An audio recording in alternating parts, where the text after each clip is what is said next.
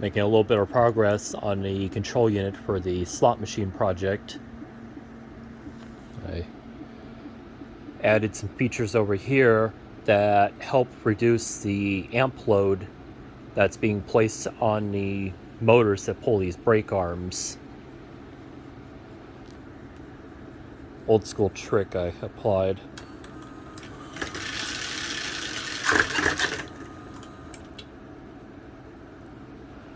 So to keep the motors from overheating because pulling too much of a load, because they're on right now, there's a light bulb for each one, so 3 light bulbs in series that take up the load.